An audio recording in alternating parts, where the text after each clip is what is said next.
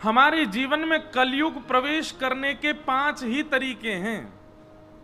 कलयुग का प्रभाव, कलयुग का दुष्प्रभाव हमारे ऊपर 5 कारणों से ही होता है। बहुत ध्यानपूर्वक सुनिए, छठवां कोई कारण नहीं है, सातवां कोई कारण नहीं है, केवल 5 कारण। अगर 5 कारणों को ध्यानपूर्वक सुन लिया जाए, ध्यानपूर्वक उन पर थोड़ा सा रिस्ट्रिक्शन लगा दिए जाए, तो कलयुग का प्रभाव नहीं होगा हमारे ऊपर। देखो, एक बात तो स्पष्ट है कि प्रभाव से आप पूर्ण रूपेण नहीं बच सकते, पर थोड़ा तो प्रयास करें बचने का।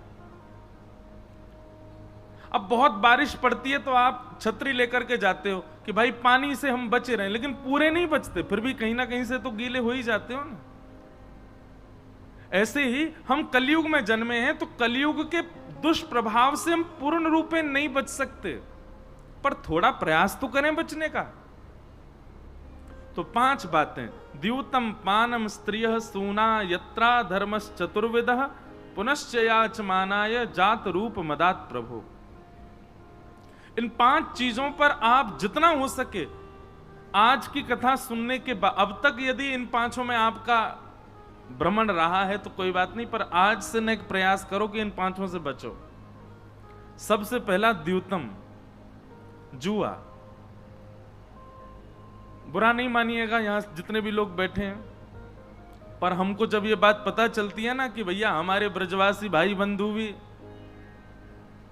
दीपावली के अवसर पे और महाराज फिर सट्टा खेलें, आपस में एक दूसरे से मिलेंगे और फिर वहां पे बैठ करके और फिर खेलें।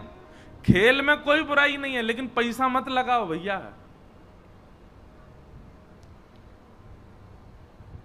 आप अभी नहीं समझेंगे, पर भविष्य में, कालांतर में, हमारे जीते जी या हमारे जाने के बाद हमारे परिवार पर उसका दुष्प्रभाव निश्चित होगा। कोई अन्यत्र बात नहीं है, पर बालकों का थोड़ा बुद्धि विवेक से शून्य होना, नेत्रों का ना होना, हाथ या पांव का थोड़ा सा विचित्र होना जन्म के समय पर, या फिर जीवन में कोई ऐसी घटना घट जाना कि भाई कुछ गलत नहीं किया, फिर भी हमने कितने परिवार देखे, सब कुछ बहुत अच्छा था, पर एक रात्रि में ही ऐसा कुछ हुआ कि सब खत्म। जब आप लक्ष्मी का दुरुपयोग करते हैं तो पंचदेव रुष्ट हो जाते हैं आपसे। आज गणेश जी का मंगल दिवस है, आप सब लोगों को श्री गणपति भगवान के मंगल उत्सव की बधाई हो। हमारे यह कथा को कितनों बड़भाग है, जन्माष्टमी के समय पर प्रारंभ भई, जन्माष्टमी को ही उत्सव चल रहा है, गणेश चतुर्थी मध्य में आई और राधाष्टमी विश्राम में आवेगी, सारी मंगल तिथि आई हैं। तो जब व्यक्ति लक्ष्मी का दुरुपयोग करता है तो लक्ष्मी की उपासना पंचदेव करते हैं, जिसमें सूर्य भी आते हैं, गणपति भी आते हैं, देवी भी आती हैं, रुद्र भी आते हैं, नारायण भी आते हैं। ये 5 देव आपसे नाराज हो जाते हैं, और जैसे ही पंचदेव रुष्ट होते हैं, शारीरिक, मानसिक, बौद्धिक, व्यवहारिक सारी पीड़ाएं हमारे जीवन में एक साथ आक्रमण करती हैं। इसलिए भैया लक्ष्मी का दुरुपयोग मत करो, और सट्टा तो बिल्कुल नहीं खेलना है। लक्ष्मी को दांव पर तो कभी भी नहीं लगाना है। यदि आज तक लगाया था तो अभी कान पकड़ करके आज से ही बंद कीजिए ये। आप किसी की पत्नी को दांव पर लगा दोगे, पति छोड़ेगा आपको? भगवान की पत्नी है लक्ष्मी, इसलिए द्यूतम कभी नहीं करना है। और लक्ष्मी से ऐसी वस्तु कभी नहीं खरीदनी है जो दूषित हो।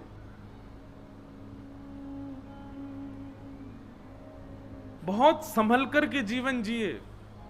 मैं अपनी कथाओं में कहा करता हूं कि मानव जन्म क्या है? मौका, अवसर है। हमको ठाकुर जी ने एक मौका दिया है मानव बना करके कि भाई चल अपने सबरे प्रपंचनते तू बच जा, ये 84 लाख के चक्करंते निकल ले। इसलिए भैया या मौका को गवाओ मत। सबसे पहले लक्ष्मी का व्यय बहुत सोच समझ करके कीजिए। दूसरी बात, पानम। हमारा देह देवालय है। जैसे कृष्ण जन्मभूमि मंदिर है, राम जन्मभूमि मंदिर है, राधा रमण मंदिर है, बांके बिहारी मंदिर है, ये हम सब भी चलते फिरते मंदिर हैं। हम सबके चित्त में ठाकुर जी विराज रहे हैं। जैसे उन मंदिरों को पवित्र रखा जाता है, ऐसे तन रूपी मंदिर को भी पवित्र रखिए। उसमें दूषित पदार्थ सेवन मत कीजिए, और विशेष रूप से मांस और मदिरा आज तक किए थे तो ठीक है, उसका प्रायश्चित कीजिए, आज के बाद मत कीजिएगा। बहुत ध्यानपूर्वक सुनो। यह दूसरा स्थान है कलयुग के प्रभाव पड़ने का। पहला स्थान लक्ष्मी का दुरुपयोग, दूसरा स्थान जिह्वा पर असद वस्तुओं का सेवन, और तीसरा स्थान पर स्त्री पर पुरुष संग। आपने अग्नि की साक्षी लेकर के किसी का वर्ण किया है। एक बात कहें, जप में जितनी सामर्थ्य है, यज्ञ में जितनी सामर्थ्य है, तप में जितनी सामर्थ्य है, योग में जितनी सामर्थ्य है, उससे कई गुना ज्यादा सामर्थ्य है एक पातिव्रत और एक पत्नी व्रत में। एक वर्ष का नियम ले लो, क्या हम जप आदि कम करेंगे, हम यज्ञ कम करेंगे, हम अनुष्ठान कम करेंगे, हम मंदिर भी कम जाएंगे, हम पाठ भी कम करेंगे, लेकिन एक वर्ष के लिए ऐसा नियम बना लो। वैसे तो जीवन को नियम होना चाहिए भैया, कितने बुरे दिन आ गए, एक वर्ष को लेना पड़ रहा हमें। एक वर्ष तक करके देखो, क्या पतिव्रता, पति के प्रति पूर्ण भाव, पति के अन्यत्र कोई दिख जाए, चाहे कितनों महाराज सुंदर हो, कितनों योग्य हो, कितनों गुणवान हो, वह के प्रति कोई भावना ऐसी नहीं। ऐसे ही पति पत्नी के प्रति एक वर्ष केवल इस नियम का पालन करके एक वर्ष में आप अनुभव कीजिएगा, आप जो बोलेंगे वो हो जाएगा। पतिव्रता नारी और पातिव्रत धर्म का पालन करने वाली पत्नी, अरे कहां तक कहें, इनमें इतनी सामर्थ्य आ जाती है कि अगर सूर्य को कह दें कि आज प्रकाशित मत होना तो बादल आ जाएंगे, प्रकाश नहीं होगा। जब तप नियम साधन अनुष्ठान योग बल ये सब एक तरफ, और पातिव्रत और पत्नी व्रत ये एक तरफ। ये तीसरा कारण है कलयुग के प्रवेश करने का।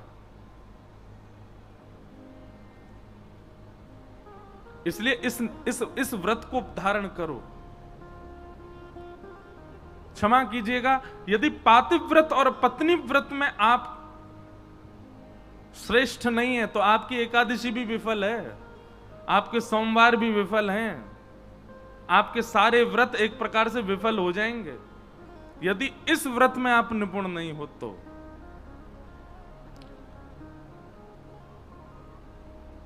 तो तीसरा क्या है?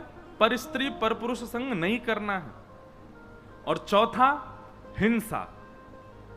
हिंसा का मतलब क्या होता है? विवाद। हम लोगों की स्थिति पता है कैसी है?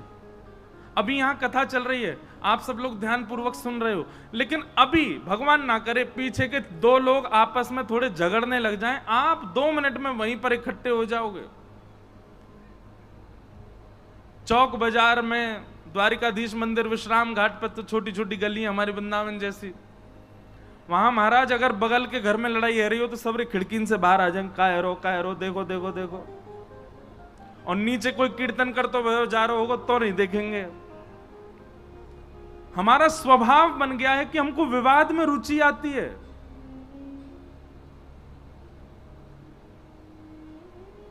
और एक बात बताएं, यदि आपकी विवाद में रुचि बनती है, विवाद में रुचि का मतलब यह नहीं कि यहीं की लड़ाई झगड़ा में आनंद आ रहा है। महाराज टीवी में हूं, सीरियल में हूं, फोन में हूं और पिक्चरन में हूं, यदि ये लड़ाई झगड़ा ज्यादा पसंद है ना आपको, तो ठाकुर जी दूर हैं आपसे। अभी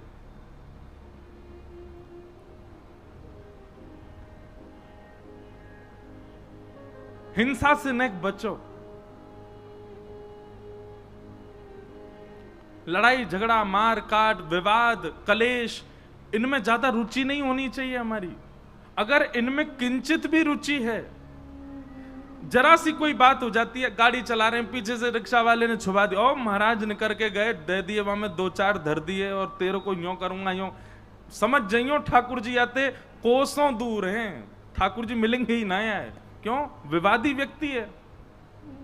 ठाकुर जी को तो सरल स्वभाव वालों प्रिय है।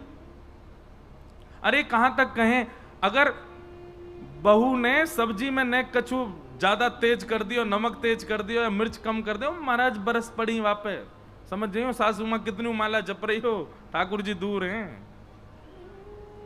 भगवान कहेंगे तुम मानव को नहीं सह पा रहे, मुझे कहां से सहोगे? इधर देखो, यहां देखो, आपस में बतियान लग जाएं भैया, कहां बताएं? हैं मेरी सास की बोल रहे हैं बिल्कुल। भैया माता बहनन की बात तो विचित्र ही है। हमारी बात सुनो ध्यान से। ये सास ननद ना लड़ा रहे हैं, हम कथा सुना रहे हैं। एक बात लिख लीजिए, ठाकुर जी कह रहे हैं तुम मानव को नहीं सह पाते, मुझे कहां से सहोगे? और भगवान सहाने की सीमाएं पार कर देते हैं। मानव तो फिर भी थोड़ा आप पे रहम करेगा, पर ठाकुर जी तो उस स्थिति में पहुंच जाएंगे कि सह ही नहीं पाओगे। आज देखो बिल्कुल बादल रह गए कारे कारे, अभी तो ऐसा लग रहा 7-8 बज गए का। अगर मूसलाधार बारिश हो जाए, उठ के मत जाइयो, और जाओगे कहां? भीग जाओगे। यहीं बैठे रहेंगे, ठीक है? बढ़िया प्रेम से कथा सुनेंगे। मंदम मंदम जलधरा, ठाकुर जी के प्रादुर्भाव में लिखा है ये नियम। अभी इस बार पोस्ट आ रहा था सब जगह, बोले कृष्ण जन्माष्टमी पर बारिश होती ही होती है ठाकुर जी से पहले। तो निश्चित है आज हमारे पंडाल को भी ठाकुर जी ये प्रमाणित करने की मैं आऊंगा ही आऊंगा, हमारे पहले से ही मौसम बना दियो ठाकुर जी। शाम घटा आ गई है, शाम घटा के रूप में ठाकुर जी पहले ही मंडरा रहे हैं ऊपर। बोलो ओहो, पीरे पीरे पहन के बैठे हैं सबरे, यहीं आनो आज मुझे। तो विवाद से बचिए, वैष्णव का स्वरूप है, वो विवाद नहीं करेगा, वो विवाद से दूर रहेगा। अगर कोई उससे भी लड़ना चाहता है ना, तो भी वैष्णव का ये स्वरूप स्वभाव होता है कि वो स्वीकार कर लेगा, हाँ भैया ठीक है मेरी गलती है, मैंने कर लिया होगा, अब क्षमा करो, बस करो।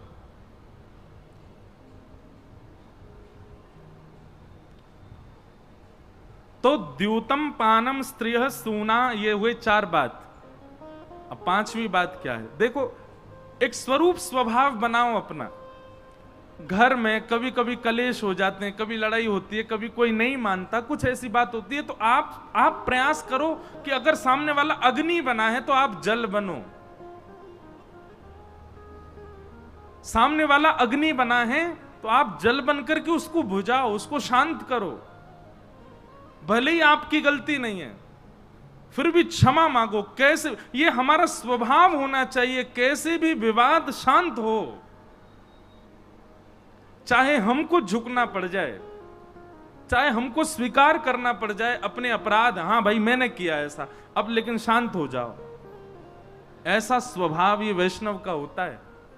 लेकिन सामने वाला गुस्सा करे और तुमको, तू है जा तो दारी के मैं बताऊंगा, मैं हूं तो ते ना बोलूंगा, तू ऐसे कह रहा हो मैं हूं ऐसा करूंगा, नहीं बोल रहे, 4 दिन है गए देखे ही नहीं रहे, ऐसा नहीं। ये वैष्णव का स्वरूप नहीं है, ये भजनानंदी का स्वरूप नहीं है, ये भगवत भक्त का स्वरूप नहीं है।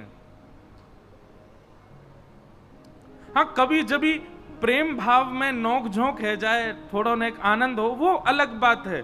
पर किसी से ऐसे आप रूठ करके बैठे या उदास हो गए या लड़ लिए कि महाराज अब वर्षों है गए देखे ही नहीं रहे वहां की तरफ, ये स्वभाव वैष्णव का नहीं है। द्यूतम पानम स्त्रिय सूना यत्रा धर्मस चतुर्विध। और फिर 5वां स्थान पुनः मांगने पर कलयुग को क्या दिया? बिना मेहनत के कमाया गया धन। हम लोगों की प्रवृत्ति जैसे जैसे कलयुग आगे बढ़ता जा रहा, हमारी प्रवृत्ति होती जा रही है बैठ के कमाने की, कुछ करना ना पड़े और यहीं बैठे बैठे मिल जाए। और आजकल ये बहुत मात्रा में बढ़ने लगा है।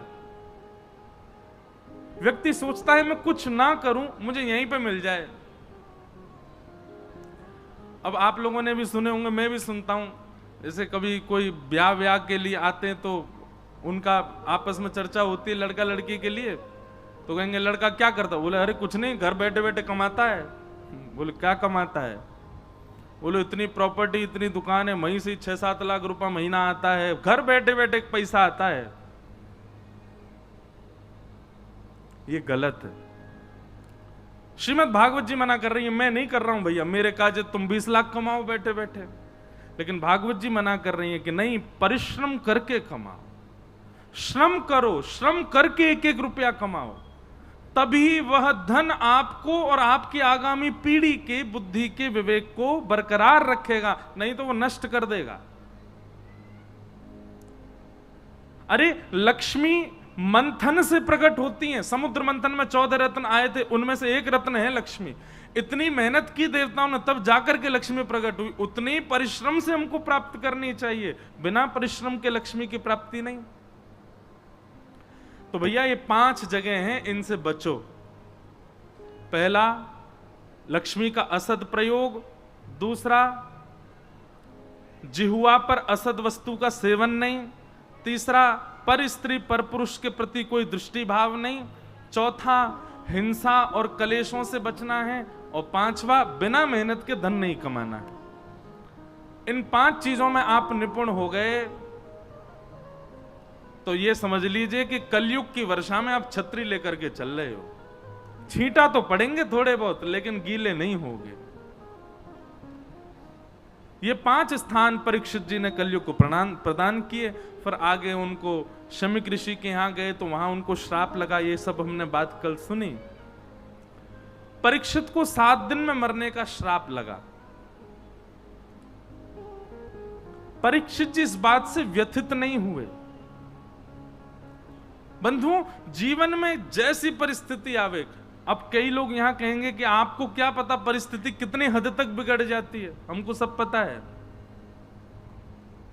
दुनिया भर में घूमते हैं, घर घर देखते हैं, सब जगह की स्थितियां पता हैं। बहुत भयावह स्थितियां आती है लोगों के जीवन में, पर भगवान कृष्ण जैसी स्थिति तो नहीं आई होगी कि जेल में ही जन्म है रोए। कृष्ण जैसी स्थिति तो नहीं आई होगी कि 11 वर्ष 56 दिन जिनको मैया कह के गए, उन्हीं को ही छोड़ करके 11 वर्ष बाद दूसरी मैया के पास जाना पड़ा। और दूसरी मैया भी वास्तविक मैया आकर के चैन से मथुरा में बैठे ही थे। तो सांदीपनी गुरुकुल से पढ़ करके लौट के आए तो शिशुपाल यहां पर काल यवन ने चढ़ाई कर दी मथुरा पर, जरासंध ने चढ़ाई कर दी, रण छोड़ करके भागे, द्वारिका पहुंचे। द्वारिका पहुंचने के बाद में विवाह आदि से संपन्न होकर बैठे ही थे कि महाभारत के युद्ध का प्रस्ताव आ गया। तो फिर लौट करके आए। ठाकुर जी ने तो पूरे जीवन संघर्ष ही देखा अपने जीवन में। प्रभु श्री राम ने तो संघर्ष ही देखा। ये संसार, ये पृथ्वी, यहां का नियम है, संघर्ष सबको देखना पड़ता है। बिना संघर्ष के कोई नहीं आता। कभी कभी हमको ऐसा लगता है कि कोई व्यक्ति बिना संघर्ष के देखो बड़ी ऊंची स्थिति में पहुंच गया। अरे वो पूर्व जन्म में करके आया है, वो पूर्व जन्म के संघर्ष का फल खा रहा है। जैसे ध्रुव जी महाराज के प्रसंग में आता है, 5 महीना में ठाकुर जी मिल गए। तो संतों ने ऑब्जेक्शन किया, बोले हमको 1000 वर्ष हो गए, 100 वर्ष हो गए, 500 वर्ष हो गए, हमको ठाकुर जी नहीं मिल रहे। ध्रुव जी को 5 महीना में मिल गए। तब भगवान ने बताया, बोले ध्रुव ने कितने जन्म गवा दिए, तपस्या कर करके अपने शरीर का त्याग कर दिया। केवल 5 महीने का भजन रह गया था, वही पूर्ण करने वो ध्रुव बन के आया और 5 महीना में ठाकुर जी मिल गए। हमें हमारे जीवन में विशेष रूप की उपलब्धियां जो प्राप्त होती हैं वो संघर्ष से ही मिलती हैं। या तो इस जन्म में करना पड़ेगा या फिर पूर्व जन्म में करके आए होंगे। सबको करना पड़ता है, उससे कभी व्यथित मत होइए।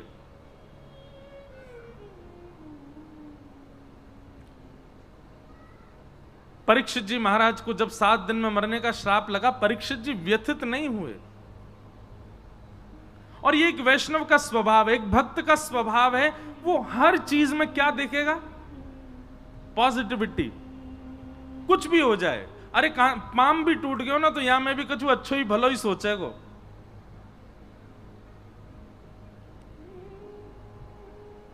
जब आपके साथ घटना घटती है तब आपको लगता है हे राम हे नाथ आपने ऐसा क्यों किया, पर कुछ महीने बाद कुछ वर्ष बाद लगता है अगर वो घटना ना घटी होती तो आज जो हमें मिला वो नहीं मिलता।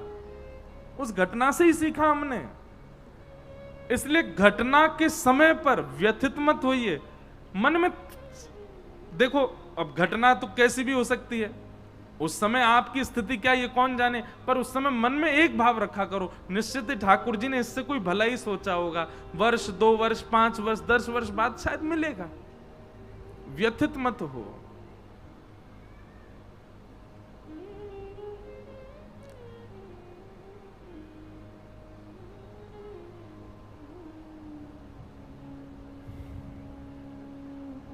परीक्षित जी को मरने का जब श्राप लगा और ये बात जब उन्होंने सुनी, व्यथित नहीं हुए, उसमें सोचने लगे और सोचते सोचते अपनी पत्नी से बोले, देवी मेरे को कितना सुंदर आशीर्वाद मिला है। बोले आशीर्वाद नहीं, श्राप मिला है 7 दिन में मरने का। बोले श्राप नहीं है, ये तो आशीर्वाद है। बोले आपको आशीर्वाद कैसे लग रहा है? परीक्षित जी महाराज कहते हैं दुनिया में व्यक्ति को अगले क्षण का भी नहीं पता होता, कभी भी मृत्यु हो सकती है, मृत्यु का कोई समय निश्चित नहीं होता, पर मेरी मृत्यु निश्चित है कि 7 दिन से पहले नहीं मरूंगा मैं। हम और आप इस बात को नहीं कह सकते कि हम कल भी जीवित रहेंगे, कल कथा सुनेंगे। कल 56 भोग का प्रसंग है कथा में, कौन कौन आएगा? कौन कौन आएगा? अच्छा, जिनने हाथ ऊपर नहीं किए नहीं आएंगे। बड़े चतुर है महाराज, ब्रजवासी हैं, इन्हें पता है मैं आगे कहा बोले हुए आ रहा हूं। इन्हें ये पता है कि भैया जितने ने हाथ खड़ा किया है इनको भी नहीं पता कि हम कल आ पाएंगे। मृत्यु का कोई, और जरूरी थोड़ी मृत्यु ही हो, कछु भी है सके, कोई भी कारण बन सके ना आवे को। लेकिन परीक्षित जी कहते हैं मैं 7 दिन बाद मरूंगा। ब्राह्मण ने कहा है 7वें दिन तक्षक सर्प डसेगा। ब्रह्म वाक्यम जनार्दनम, ब्राह्मण की वाणी जनार्दन की वाणी है। इसका मतलब 7 दिन से पहले तो मुझको तक्षक, मेरी मृत्यु हो ही नहीं सकती। ब्रह्मा जी भी आकर के कहें चलो परीक्षित, तो भी मेरी मृत्यु नहीं होगी। इस बात से मैं बहुत प्रसन्न हूं, और मेरे पास जो जीवन के 7 दिन बचे इनको अब मैं उपयोग करूंगा। अपने पुत्र जन्मेजय को गद्दी पर बिठा करके चले गए गंगा के तट पर, और संतों से जाकर के पूछा कि अतः पृच्छामि संसिद्धिं योगिनां परमं गुरुं पुरुषस्येह यत् कार्यं म्रियमाणस्य सर्वथा। महाराज, मैं बस आपसे यही प्रार्थना करना चाहता हूं कि मेरे जीवन के केवल 7 दिन बचे हैं,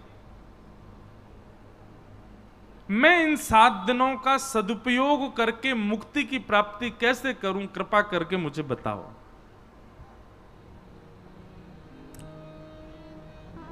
यह प्रश्न किसने किया? परीक्षित ने श्री सुखदेव जी के चरणों में प्रश्न किया है। मेरे जीवन के केवल 7 दिन बचे हैं नाथ, अब मुझे बताओ मैं क्या करूं। और यहां से अब द्वितीय स्कंद प्रारंभ होता है। श्री सुखदेव जी महाराज बोलना प्रारंभ करते हैं। बोलो श्री सुखदेव जी महाराज की जय। कि वरियानेशते प्रश्न क्रतो लोकहितं आत्मवेद सम्मतः पुंसां श्रोतव्यादिषु यप्परः। बहुत ध्यान पूर्वक सुनिएगा, एक एक विषय एक एक शब्द बहुत महत्वपूर्ण है आज का। सुखदेव जी कहते हैं परीक्षित, तुमने प्रश्न किया 7 दिन में मरने वाले की मुक्ति का उपाय बताओ जी। परीक्षित, यदि ये प्रश्न तुमने संसार के लिए किया है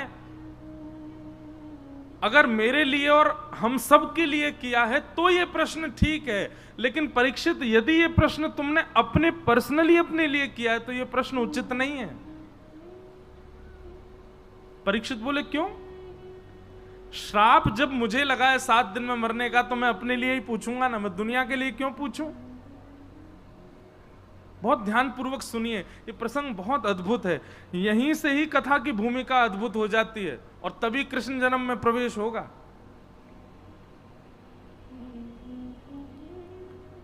परीक्षित जी कहते हैं जब मरने का श्राप मुझे लगा है तो मैं दुनिया के लिए क्यों पूछूं, अपने काजे पूछूंगा। सुखदेव जी महाराज कहते हैं परीक्षित,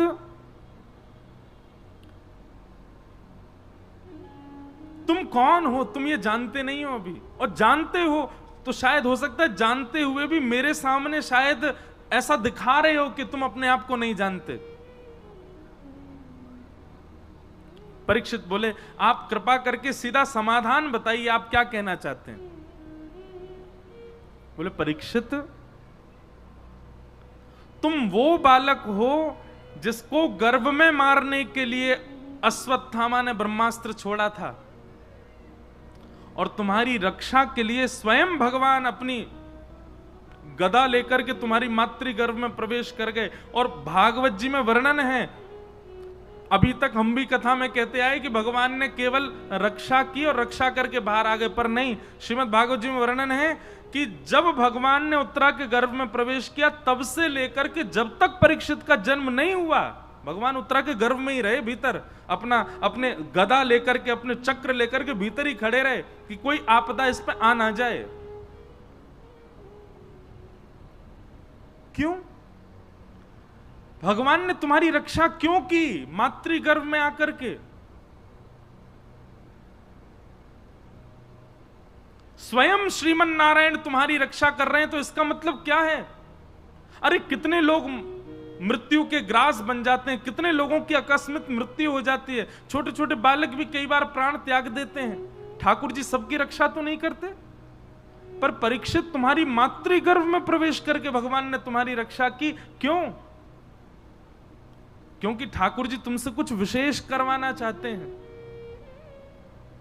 और तुम आज यहां बैठ करके मुझसे कह रहे हो कि मुक्ति का उपाय बताओ। क्या भगवान ने इसीलिए तुमको बचाया था कि तुम एक दिन छत्र सम्राट बन जाओ, एक दिन तुमको श्राप लगे, और श्राप लगे तो तुम सब संतों से पूछो कि मुक्ति का उपाय क्या है? केवल मुक्ति के लिए भगवान ने तुम्हारी रक्षा नहीं की है। मुक्ति बहुत सरल वस्तु है परीक्षित, मुक्ति बहुत सहज वस्तु है। पूतना को भी मुक्ति मिली है, कंस को भी मुक्ति मिली है, रावण को भी मुक्ति मिली है, कुंभकर्ण को भी मुक्ति मिली है, राक्षसों को भी मुक्ति मिली है, जो भगवान को 100-100 गालियां रोज देते हैं ऐसे शिशुपाल को भी मुक्ति मिली है। वही मुक्ति की कामना तुम कर रहे हो, वो बालक कर रहा है जिसकी रक्षा स्वयं भगवान करते हैं। अच्छा, हमारे पूज्य पिताजी महाराज कल पधारे। पिताजी महाराज के गुरुदेव यानी कि मेरे दादा गुरुदेव परम पूजनीय अनंत श्री विभूषित श्री रामानुज प्रपन्नाचार्य गुरु जी एक बात कहते थे। मैंने कभी उनका दर्शन नहीं किया, 6 महीने की आयु थी तब गुरुदेव भगवान का परम पद हुआ, पर उनके द्वारा कही गई वाणियां मैंने पढ़ी हैं। तो गुरुदेव एक बात कहते थे कि भाई भगवान उत्तरा के गर्भ में प्रवेश करके परीक्षित की रक्षा कर रहे हैं। उस गर्भ में भगवान जा रहे हैं जिस गर्भ में जाने के लिए स्वयं भगवान ही शास्त्रों में मना करते हैं कि ऐसा काम करो दोबारा कभी गर्भ में ना आना पड़े, ऐसा काम करो कि दोबारा कभी जन्म ना लेना पड़े, मुक्त हो जाओ तुम। जिस गर्भ में जाने के लिए स्वयं वेद ही मना करते हैं उसी गर्भ में भगवान प्रवेश कर गए, और 1-2 मिनट के लिए नहीं, पूरे 9 महीना रहे उत्तरा के गर्भ में। क्यों? तो पूज्य श्री रामानुज गुरु जी अपना भाव कहते हैं, क्योंकि भगवान को यह बात पता थी कि यह बालक भविष्य में चल करके भागवत का श्रोता बनेगा, इसलिए इसकी रक्षा मुझे करनी है।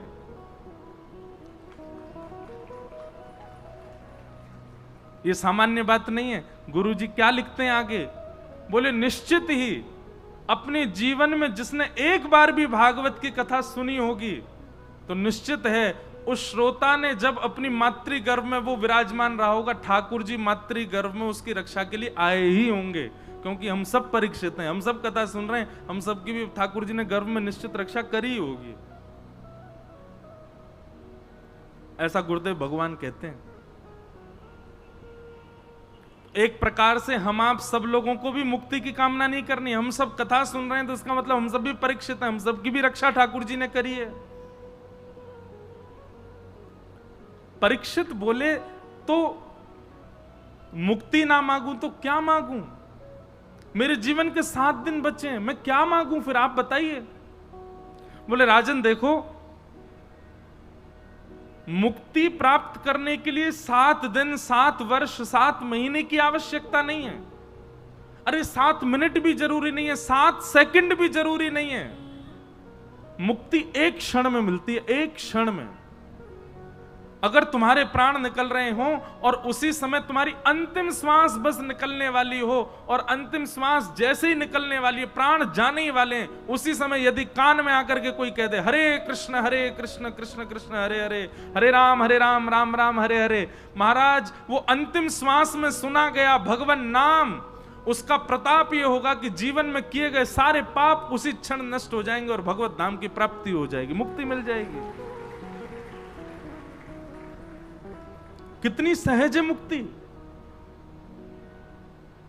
पर जन्म जन्म मुनि यतन कराही, अंत राम कहि आवत नाही। ये लेकिन संसार की विडंबना है। आप जीवन में कितने भी पाप कर लो, अंतिम क्षण में प्राण त्यागने से पहले अगर भगवान का नाम बोल दिया मुख से, हरि भी यदि बोल दिया, कृष्ण बोल दिया, गोपाल बोल दिया, तो आपके सारे पाप माफ कर दिए जाएंगे, वैकुंठ मिलेगा। लेकिन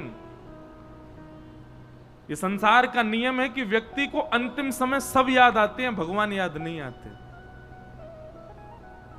अब ये तो तभी पता चले जब अंतिम समय आएगा, अभी तो पढ़ी हुई बातें हैं। पर पढ़ी हुई बातें ये कोई सामान्य किताब से पढ़ी हुई बातें नहीं, शास्त्रों की बातें। अंत में भगवान नाम याद नहीं आएगा, बल्कि शास्त्रों में तो ऐसा लिखा है कि अगर कोई व्यक्ति अपनी बिल्कुल परिपूर्ण मृत्यु प्राप्त कर रहा हो, मतलब कोई हादसे में नहीं, कोई बीमारी हारी से नहीं, पूरा जीवन जी करके जा रहा हो, ऐसा व्यक्ति सोचे कि हाँ भाई अब तो इतने वर्ष के हो गए, अब हम प्राण त्यागेंगे तो भगवान नाम बोलेंगे मुख से, तो भगवान ऐसी लीला करते हैं, कंठे गुरगुरायते, अंतिम समय में उसके गले से आवाज है, गुर्र गुर्र गुर्र गुर्र आवाज होती है, भगवान नाम नहीं बोल पाता।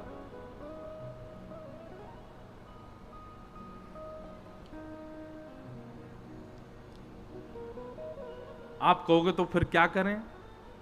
अंत में भगवान की याद आए उसके लिए क्या करना पड़ेगा? उसके लिए संपूर्ण जीवन भजन करना पड़ेगा, नाम जपना पड़ेगा। जपात से प्रैक्टिस मेक्स मैन परफेक्ट। इतना नाम जप करो, इतना नाम जप करो, इतना नाम जप करो कि उस नाम जप का यह प्रभाव हो जाए कि चलते फिरते उठते बैठते कृष्ण कृष्ण कृष्ण कृष्ण कृष्ण कृष्ण चित्त में चल ही रहा है। हमारे वृंदावन में आके देखो, मथुरा में नाम जापक होंगे खूब सारे, मुंह को कम दिखाई दे में, पर हमारे वृंदावन में देखो, चलते फिरते उठते बैठते खाते पीते आपको नाम जापक मिलेगा ही मिलेगा। हर 5 कदम के बाद में एक नाम जापक वैष्णव आपको मिल जाएगा, नाम जप रहा है। क्यों? वो भगवान को प्राप्त करने के लिए नाम नहीं जप रहा, वो इसलिए जप रहा है कि मैं इतना जप लूं कि मेरे रोम रोम से नाम प्रकट हो, ताकि अंतिम श्वास में चाहे कैसी स्थिति हो जाए, कहीं मेरे प्राण निकले पर नाम मेरे मुख से निकल जाए। और बराह पुराण में एक बात कहते हैं, भगवान कहते हैं कि जो व्यक्ति जीवन भर मेरा स्मरण करता है, मुझे बहुत याद करता है, अगर अकस्मात अंतिम समय पर ऐसी स्थिति बन गई कि वो मेरा स्मरण नहीं कर पाया, तो उसके संपूर्ण जीवन के स्मरण के प्रभाव से मैं उसको याद कर लेता हूं, मैं उसका स्मरण कर लेता हूं। हमसे कोई कह रहा था, बोले महाराज जी आप कथा थोड़ी अब 4-4 कथा महीना में मत करे करो, थोड़ी विश्राम करे करो। मैंने कहा भैया देखो, और विशेष रूप से तो उनको ज्यादा थोड़ी दिक्कत है जाए जो हमारे संगी रहते हैं। हमारे सारे संगीतज्ञ, हमारे अभी इन सब के तो क्या ब्याह हो गए, हम तो ऐसे ही डोल रहे हैं अभी। अब ये कहें महाराज जी एक कथा के बाद 4 दिनों को समय दे दे करो, घर वाले घुसन ना दे फिर। अब हमें कि मुझे क्या पता, आपको एक्सपीरियंस है, आप जानो। पर हम इतनी कथा क्यों कर रहे हैं? अभी वैसे थोड़ा मैं ज्यादा थक गया था, इस कथा के बाद 11 से हमारी मेरठ में कथा थी। हमने अभी 4 दिन पहले ही उसको, मैंने कहा 1 सप्ताह का थोड़ा आराम चाहिए, क्योंकि फिर लगातार ही है, मैंने 1 सप्ताह घर रुकेंगे, तो उनको फिर अगले वर्ष का समय दिया। पर इसके पीछे कारण 2 कारण है। पहला कारण, इतने सारे वैष्णवों को कथा सुना करके उनके जीवन को परिवर्तन करने का एक लाभ ठाकुर जी ने प्रदान किया है। और दूसरा, कथा के बहाने नित्य 5 घंटा ठाकुर जी को याद तो करते हैं। तो बराह पुराण में ठाकुर जी कहते हैं, जो व्यक्ति रोज मुझे याद करता है उसकी अंतिम घड़ी में मैं उसको याद कर लेता हूं, मैं उसका स्मरण कर लेता हूं। तो भैया मैं तो कथा यही मारे कर रहा हूं कि अंतिम समय पतो ना कहां आवे, जब भी आवेगो श्री राधा रमन जी याद कर लेंगे। बस यही के काज इतनी कथा कर रहे हैं कि ठाकुर जी बस याद कर ली हूं, स्मरण कर ली हूं, आप याद कर लियो बस। मेरा सुमिरन हरि करें, मैं पावा विश्राम, हरि स्मृति सर्व विपद विमोक्षणम। तो यहां पर परीक्षित को श्री सुखदेव जी समझा रहे हैं, और सुखदेव जी समझाते हुए कहते हैं, बोले कि परीक्षित तुम एक बात नहीं सोच रहे हो कि ब्राह्मण ने ऐसा ही क्यों कहा कि 7वें दिन तक्षक सर्प डसेगा। अरे क्रोध आया था तो क्रोध में व्यक्ति अवधि नहीं देता, क्रोध में व्यक्ति तुरंत लड़ना चाहता है।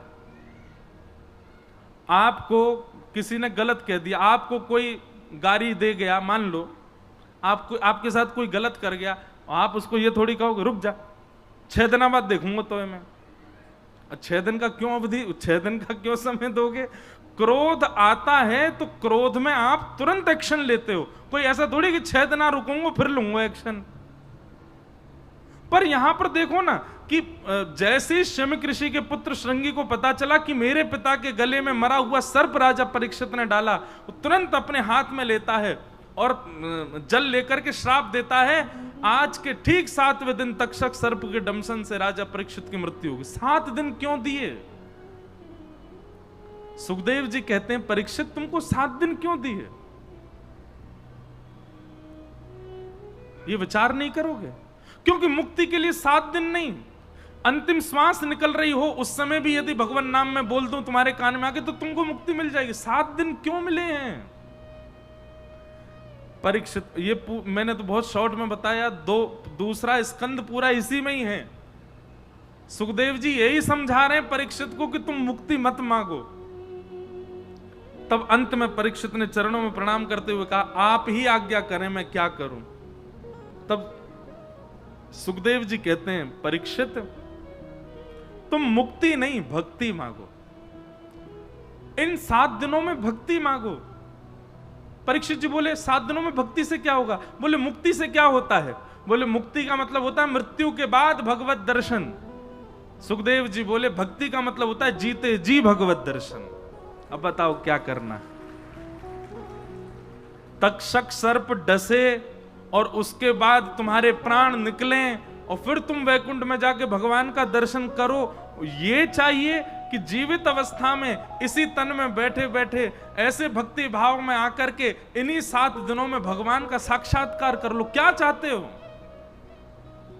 परीक्षित के नेत्र खुल गए, बोले भगवान अब मुझे मुक्ति की चिंता नहीं है, अब मुझे बिल्कुल परवाह नहीं कि तक्षक कब आएगा, क्या होगा, मुझे मृत्यु का बिल्कुल भय नहीं है। अब तो केवल मेरी एक ही पीड़ा है कि मेरा अंतिम श्वास आवे उससे पहले पहले मुझे ठाकुर जी का दर्शन करा दो।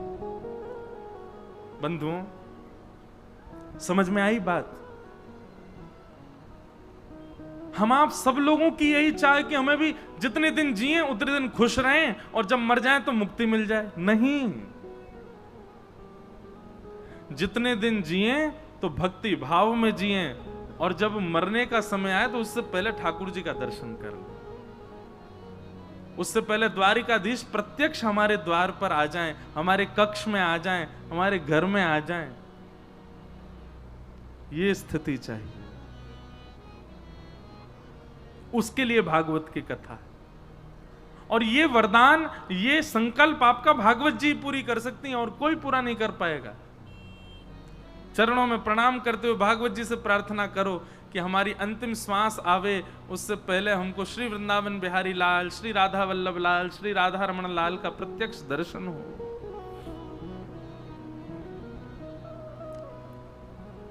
परीक्षित जी ने चरणों में प्रणाम करते हुए कहा, नहीं चाहिए मुझे मुक्ति, अब तो आप मुझे भक्ति का मार्ग बताओ, मुझे भागवत धर्म सुनाओ नाथ।